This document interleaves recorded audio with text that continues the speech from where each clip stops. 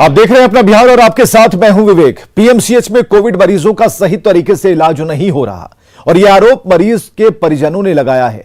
उनका कहना है कि रिपोर्ट भी सही तरीके से नहीं दी जा रही और डॉक्टर समय पर मरीजों को नहीं देख रहे, जिससे उनकी जान को खतरा बना हुआ है। देश के सबसे बड़े अस्पतालों में से एक पटना का पीएमसीएच, वहां कोविड के कई मरीज एडमिट हैं और जिस तरीके से संक्रमण बढ़ता जा रहा, तो सारी व्यवस्था सरकार पीएमसीएच में लोगों के लिए पूरी ताकत लगाई हुई है। बावजूद इसके जो मरीज के परिजन हैं वो नाराज हैं, परेशान हैं, क्योंकि इनका आरोप है कि अस्पताल के अंदर देखभाल सही तरीके से नहीं की जा रही है। हम बात करते हैं जो मरीज एडमिट है पीएमसीएच में, उनके परिजन क्या कर रहे हैं, क्या दिक्कत आ रही है। आपके पिताजी की तबीयत खराब है, कोविड के पेशेंट हैं, क्या तकलीफें हो रही है पीएमसीएच में? जी सर, मेरे पापा टीचर हैं, मैं बाहर जॉब करता हूँ। आया था भरोसे से कि यहाँ पे पीएमसीएच नाम का अस्पताल है।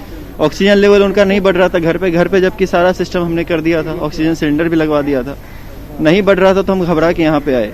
यहाँ पे आने के बाद स्थिति ऐसी है कि जो किसी डॉक्टर ने ये नहीं पूछा कि आपका क्या प्रिस्क्रिप्शन चल रहा था, पीछे से क्या उनको दवाई दिया जा रहा था और किस तरह से आगे ट्रीटमेंट होगा।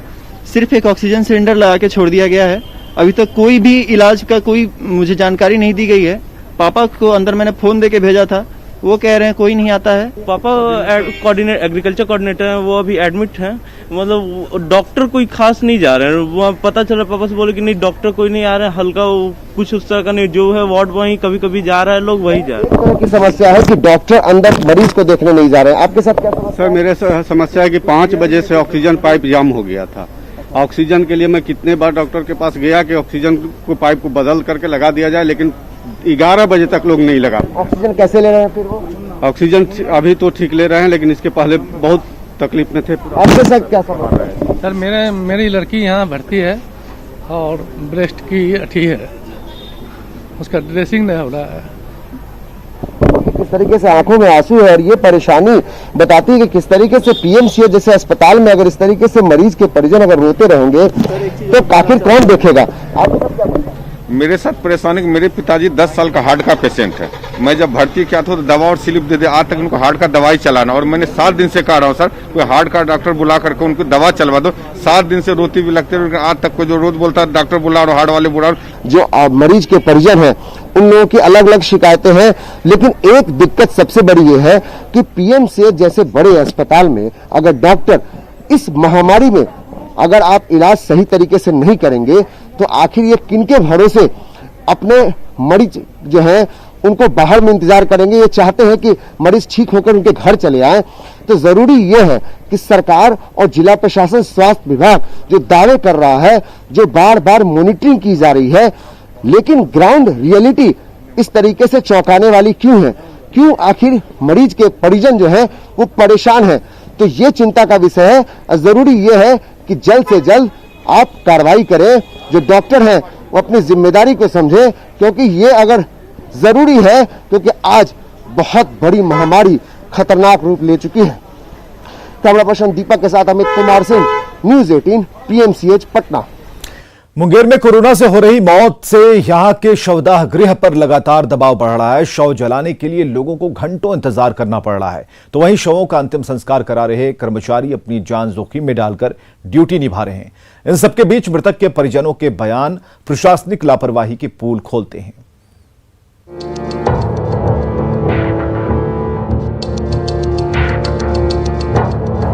मुंगेर में कोरोना का कहर थमने का नाम नहीं ले रहा। आए दिन कोरोना मरीजों की संख्या में तो इजाफा हो ही रहा है, वहीं स्वास्थ्य विभाग की लापरवाही की पोल भी अब लोग खोल रहे हैं, जिनके अपने इलाज के अभाव में मौत के आगोश में सो गए।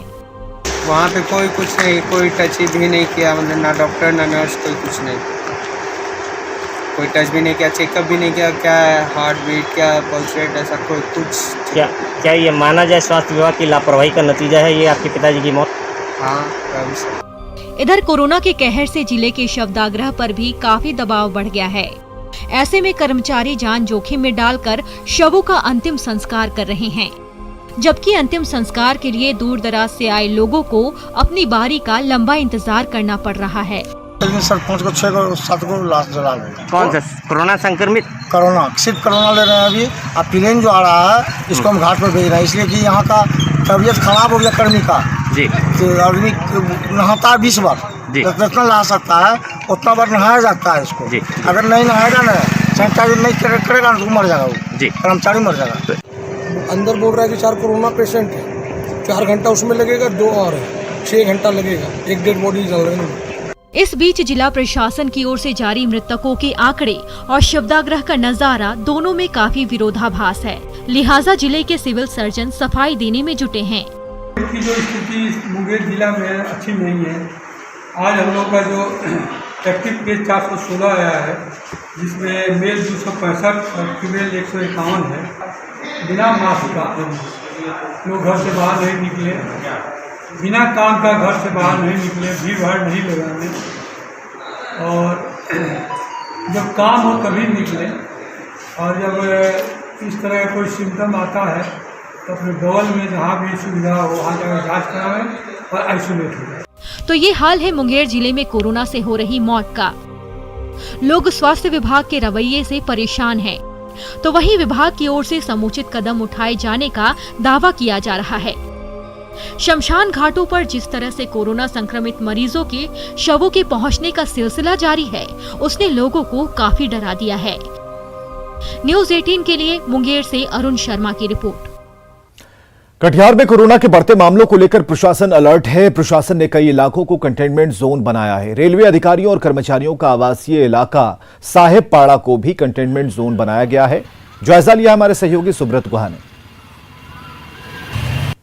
कटिहार में कोरोना के बढ़ते कहर के बाद कई इलाकों को इस तरह कंटेनमेंट जोन के रूप में बनाया गया है। आपको बताते चले, ये जो इलाका है साहेबपाड़ा का इलाका है, और ये रेलवे अधिकारी और कर्मी के लिए एक महत्वपूर्ण इलाका, आवासीय इलाका है। लेकिन एक तस्वीर ये भी देखिए कि इसी कंटेनमेंट जोन के आसपास के इलाके में एक जो स्कूल है उसको संचालित कर, हालांकि स्कूल में बच्चे लोग नहीं आते, लेकिन टीचर लोग स्कूल आ रहे जा रहे हैं, और इसी जोन से ऑनलाइन क्लास के माध्यम से बच्चों को क्लास चल रहा है। तो कहीं ना कहीं एक तरफ प्रशासन तो जागरूक है, तो साहेबपाड़ा का ये इलाका है, और ये जो इलाके को इस तरह के बैरिकेड करके कंटेनमेंट जोन बनाया गया।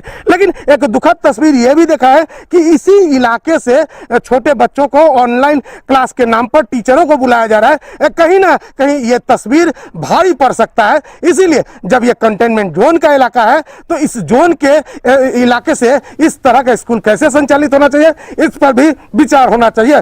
सुब्रत, न्यूज़ 18 कटिहार।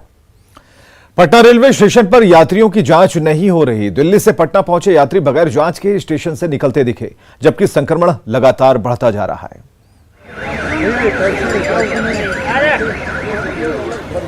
मानते हैं कि एक बड़ी लापरवाही इसको मान सकते हैं कि कहीं भी चेकिंग नहीं है। देखो, लापरवाही तो है ही, आप जानते ही हो। ये सिर्फ पटना नहीं, ये ऑल इंडिया की बात हो रही है। कहीं भी आप चले जाओ, मैं पहले हैदराबाद में भी था, वहाँ भी कोई चेकआउट नहीं है। दिल्ली में आया, दिल्ली में कुछ नहीं है, क्योंकि मैं हैदराबाद से आ रहा हूँ, यहाँ पे कहीं कुछ नहीं है। रेलवे को छोड़कर फ्लैट्स में हो रही हैं, रेलवे में नहीं हो रही है, कहीं नहीं हो रही। सुन रहे हैं आप, ये विराज है जो अभी अभी दिल्ली से पटना पहुंचे हैं, और स्टेशन पर ये बता रहे हैं कि न सिर्फ दिल्ली स्टेशन पर भी कोई एंटीजन टेस्ट नहीं हुआ, कोई थर्मल स्कैनिंग नहीं हुई, और पटना स्टेशन जब पहुंचे, हम तस्वीरें फिर से दिखाते हैं। देखिए कितने संख्या में यात्री दिल्ली से अभी पटना पहुंचे हैं, और स्टेशन के बाहर का ये तस्वीर है। और विराज जैसे कई लोग यहाँ जब पहुंचे हैं तो इनकी कोई जांच की व्यवस्था पटना स्टेशन पर नहीं है। हम विराज से ये बयान इसलिए चाहते थे क्योंकि बार बार लगातार न्यूज़ 18 रेलवे विभाग, स्वास्थ्य विभाग और जिला प्रशासन को आगाह कर रहा है, बता रहा है कि जब भी जो यात्री बाहर से आ रहे हैं, दिल्ली मुंबई से, उनका एंटीजन टेस्ट नहीं कराया जा रहा है, तो इससे संक्रमण बढ़ सकता है। हर दिन 2500, 2000, 3000 के आसपास केवल पटना में संक्रमित मरीज मिल रहे हैं कोरोना के। बिहार में यह आंकड़ा 12000 के पार पहुंच गया है। तो समझिए, अगर इस तरीके से लापरवाही बढ़ती जाएगी तो क्या हालत होगा। हम जो मुख्य द्वार है वहां की तस्वीर दिखाते हैं कि क्या वहां पे कोई एंटीजन टेस्ट की व्यवस्था, कोई जांच की टीम यहाँ बैठी है। तस्वीरों में देखिए टेबल कुर्सियां लगी हुई है, लेकिन कोई जांच की टीम यहां मौजूद नहीं है। अब आप समझिए, दिल्ली से मुंबई से जो सुबह में ट्रेनें पहुंचेंगी, उनके यात्री बिना जांच कराए ही स्टेशन से बाहर निकल रहे हैं। और देखिए किस तरीके से जांच की किट ऐसे ही रखी हुई है, कोई देखने वाला नहीं है, कोई समझने वाला नहीं है। ऐसे में आप कल्पना कर सकते हैं कि किस तरह के हालात है। और ये हालात तब है जब कोरोना का संक्रमण इस कदर बढ़ा हुआ है। अब देखिए जैसे तैसे जो किट जांच की गई है, डब्बे ऐसे ही पकड़े बिखरे पड़े हैं और पूरा परिसर जो है, स्टेशन परिसर, वो खाली पड़ा हुआ है। यानी कि कोई जांच की व्यवस्था यहाँ पे अभी दिखाई नहीं पड़ती है। और ट्रेनें यहाँ से निकल रही हैं। आप देखिए ट्रेनें स्टेशन से होकर निकल रही हैं, जो यात्री हैं वो बाहर निकल गए हैं। और ऐसी परिस्थिति में हम ये कह सकते हैं कि बड़ी लापरवाही साफ दिखाई पड़ रही है। और विराट जैसे लोग ये बता रहे हैं कि किस तरह से लापरवाही दिल्ली से पटना रेलवे स्टेशन तक बढ़ती जा रही है। किसी भी पैसेंजर का जांच नहीं किया जा रहा है। और जो न्यूज़ 18 के कैमरे में तस्वीरें कैद हुई हैं, बताती है किस तरीके से न कोई जांच की व्यवस्था यहाँ पे है और न ही कोई जांच की टीम। टेबल कुर्सियां लगी है, लेकिन कोई जांच करने वाला यहाँ मौजूद नहीं है। ऐसे में आप कल्पना कैसे कर सकते हैं कि जो संक्रमण बढ़ रहा है, उसके चेन को कैसे तोड़ा जाएगा, जबकि सरकार लगातार लोगों से अपील कर रहे हैं, मुख्यमंत्री भी लोगों से अपील कर रहे हैं कि कोरोना के गाइडलाइंस का आप पालन करें। लेकिन जब जांच ही नहीं होगा तो आखिर ये कोरोना संक्रमण का चेन कैसे टूटेगा। कैमरा पर्सन दीपक के साथ Amit Kumar Singh, news 18 Patna railway station. Covid मरीजों के लिए ऑक्सीजन संजीवनी है। मुश्किल घड़ी में कई लोग ऑक्सीजन मुहैया करा रहे हैं और जान जोखिम में डालकर मरीज के घरों तक ऑक्सीजन पहुंचा रहे हैं।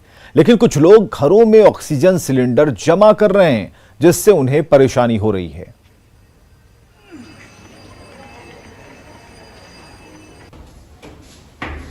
बिहार में जिस तरीके से कोरोना संक्रमण के मामले बढ़ते जा रहे हैं, सबसे ज्यादा परेशानी मरीजों को ऑक्सीजन को लेकर है। ऑक्सीजन को लेकर हर तरफ हाहाकार मचा हुआ है। ऐसे में जो लोग मरीजों की मदद के लिए सामने आए हैं, कुछ ऐसे लोग हैं जो उन्हें ऑक्सीजन यानी ऑक्सीजन सिलेंडर मुहैया करा रहे हैं। हम आज उन लोगों की कहानी सुनाते हैं और बताते हैं कि किस तरीके से वो लोग काम करते हैं। हम तस्वीरों में आपको दिखाते हैं, हम उस जगह पे आए हैं जहां पे कुछ लोग जो ऑक्सीजन के सिलेंडर तैयार कर रहे हैं। देखिए किस तरीके से जिस ऑक्सीजन को लेकर हाहाकार मचा हुआ है पूरे बिहार में, सरकार जो है परेशान है। बाहर से ऑक्सीजन, लिक्विड ऑक्सीजन आ रहा है, यहाँ पे सिलेंडर में भरा जा रहा है ऑक्सीजन, उसके बाद यहाँ से लोगों तक सप्लाई किया जा रहा है। पहले हम लोग 5,000 ले रहे थे, जो कि सिलेंडर देने के समय 5,000 लेते थे और लौटाने पे उसको वापस कर देते थे। इस वजह से कल से हम लोग 10,000 कर दिए कि सिलेंडर जो ले जाए ताकि जल्दी उसको वापस कर दे। जो गरीब लोग हैं जिनके पास पैसा नहीं हो, उसको हम लोग फ्री में दे रहे हैं। उसको केवल गारंटी के रूप में कोई भी आदमी हो, जो हमारे रोटरी के हों, चाहे जो हमारे परिचित हों, जो ये कह दें कि हमारे गारंटी के तौर पर आप उनको दे दीजिए, तो हम लोग उनको फ्री भी दे रहे हैं। आप तस्वीरों में आपको दिखाएंगे किस तरीके से सनी जो है वो घर जाकर जो पॉजिटिव मरीज है उनको ऑक्सीजन सप्लाई कराते हैं, यानी कि ऑक्सीजन लगाते हैं, उनकी देखभाल करते हैं और ये सारे ऑक्सीजन का सिलेंडर वहां तक पहुंचाते हैं। यानी कि ऑक्सीजन मैन के तौर पर इनका कह सकते हैं। सनी बड़ा काम कर रहे हैं, आप लोगों की मदद कर रहे हैं। फिर भी अभी आपको हमने देखा कि फोन पे लोग अपनी शिकायत ये कर रहे थे, दर्द में थे, उनको ऑक्सीजन चाहिए, कैसे टैकल करते हैं? देखिए, सबसे पहले बात तो ये रोटरी क्लब ऑफ पाटलिपुत्र के माध्यम से हम लोगों को जो ऑक्सीजन सिलेंडर है वो मुहैया कराया गया। आज के समय में अभी कोई मदद नहीं कर रहा है। लगातार कॉल्स आ रही हैं, लोग पैनिक भी हो जा रहे हैं। सबसे बड़ा दिक्कत हो गया, लोग पैनिक हो जा रहे हैं, जिसके कारण उनका ऑक्सीजन लेवल कम हो जा रहा है।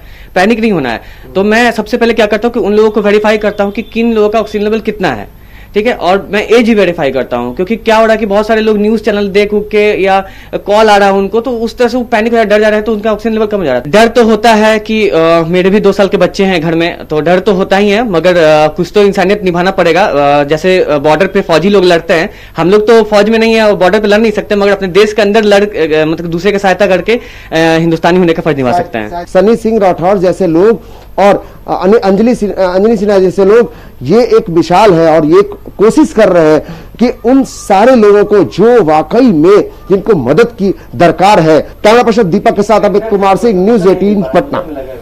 देश भर में बेड और ऑक्सीजन के लिए मारामारी के बीच पटना से एक अच्छी खबर है। पाटलिपुत्र अशोक के आइसोलेशन सेंटर में अभी भी 108 बेड खाली हैं, वहीं 43 ऑक्सीजन सिलेंडर हैं। 7 कोरोना मरीज ठीक होकर अपने घर जा चुके हैं और बिहार में पिछले 24 घंटे में 6,741 मरीज स्वस्थ होकर अपने घर वापस जा चुके हैं। 24 घंटे के भीतर 12,359 कोरोना के संक्रमित मरीज मिले हैं। इस खबर से आप बेहद चिंतित हो सकते हैं, परेशान हो सकते हैं, लेकिन सुबह सुबह हम आपको कुछ अच्छी जानकारियां दे रहे हैं। अच्छी जानकारियां इस संदर्भ में कि अगर 24 घंटे के अंदर 12,359 मरीज मिले हैं तो 6,741 माफ कीजिएगा 6,741 जो कोरोना के पॉजिटिव मरीज थे वो डिस्चार्ज भी हुए, यानी कि ठीक भी हुए हैं। तो एक अच्छी खबर सुबह सुबह है। इसके अलावा जो 77 कुल संक्रमित लोगों की जाने गई हैं एक दिन के अंदर में, ये बेहद परेशान करने वाली जानकारी है। लेकिन अब अच्छी जानकारी आपको दे रहे हैं।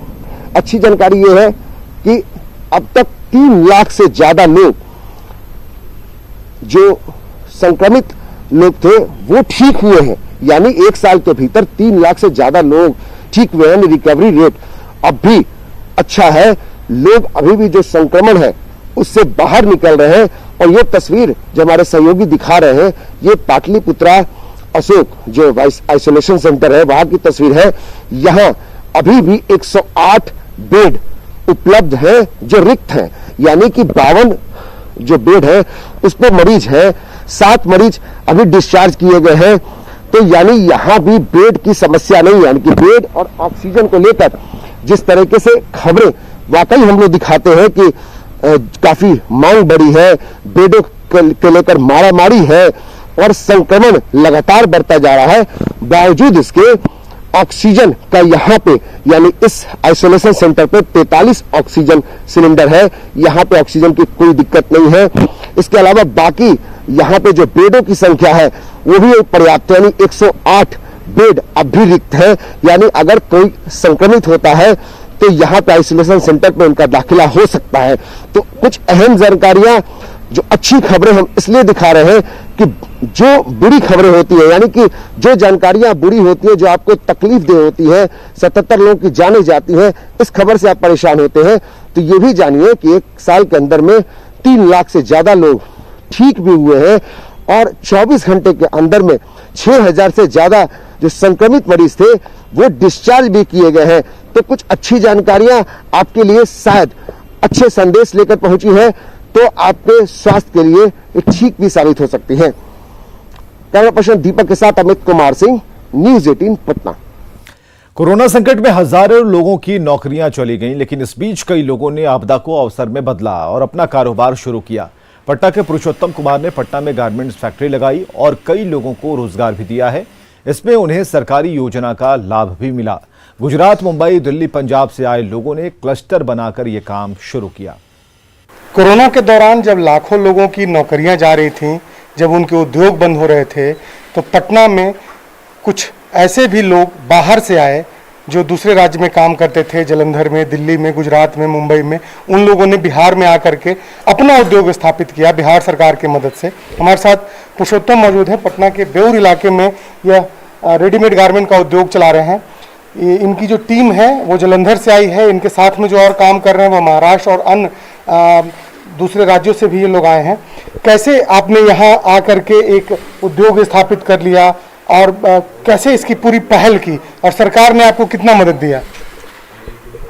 इसकी पहल एक्चुअली जब बाहर से आगंतुक श्रमिक लोग कोविड-19 के समय में आए थे, तो उसके बाद सरकार के तरफ से बिहार उद्योग विभाग जिला पटना और उसके तहत एक क्लस्टर फॉर्मेशन हुई, जिस क्लस्टर में हमें वस्त्र निर्माण के लिए एक अपॉर्चुनिटी प्रदान किया गया, जिसमें हमारे साथ हमारे मित्र लोग हैं। पटना में ज़्यादातर सामान्य जो भी कपड़ा है ज़्यादातर बाहर से लाया जाता है और कुशल कारीगर ज़्यादातर बिहार के हैं।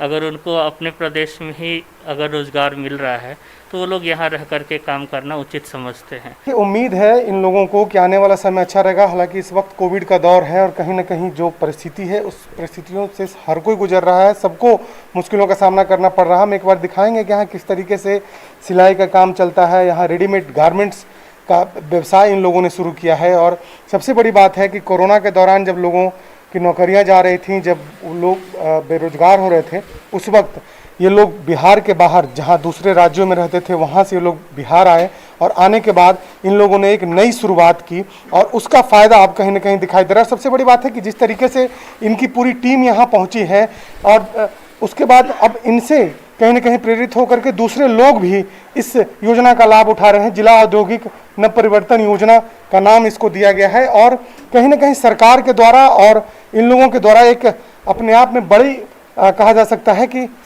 एक बड़ी पहल है कि सरकार के सहयोग से जो बाहर में जो लोग रह रहे हैं उन्हें अपने घर में रोजगार मिल रहा है। शैलेंद्र, न्यूज़ 18 पटना। और अब कोरोना से जुड़ी कुछ जरूरी जानकारी हम आपको देना चाहेंगे। अगर आपका कोविड टेस्ट रिपोर्ट पॉजिटिव आया है, आप में कोविड के हल्के लक्षण हैं और आप होम आइसोलेशन पर हैं, तो आपको क्या करना चाहिए? कोविड के हल्के लक्षण पर सेल्फ आइसोलेशन में रहें और ये प्री सिम्टमिक घर के सदस्यों से अलग आप एक अलग कमरे में रहें। 24 घंटे देखभाल के लिए कोई एक सदस्य होना चाहिए। इसके अलावा अस्पताल से कोविड होम केयर पैकेज आप ले सकते हैं। लीवर किडनी के मरीज डॉक्टर की सलाह पर घर में रहें और उनके हिसाब से ही दवाइयां लें। कैंसर और HIV के मरीज होम आइसोलेशन में ना रहें। 60 साल से ज्यादा की उम्र वाले घर में ना रहें।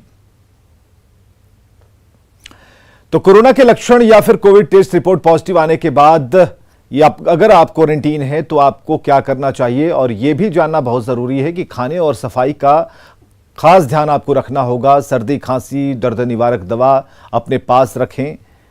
इसके अलावा ऑक्सीमीटर की जहां तक बात है तो ऑक्सीमीटर, थर्मामीटर और सैनिटाइजर ये आपके पास होने ही चाहिए ताकि वक्त वक्त पर आप ऑक्सीजन लेवल चेक कर पाएं। 6 से 8 घंटे में सर्जिकल मास्क बदलें।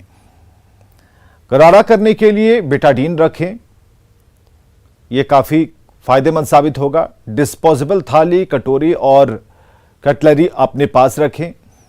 जिन जगहों को अगर आप छूते हैं उनकी सफाई जरूर करें, वहां सैनिटाइजर का प्रयोग जरूर करें।